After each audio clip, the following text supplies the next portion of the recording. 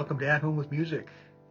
Make sure to set up your tablet or computer near your keyboard so you can follow along as we do these scale exercises.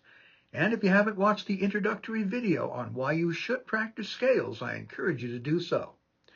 In this set of natural minor scale exercises, we will be playing through the F, B, C sharp, and E flat minor scales.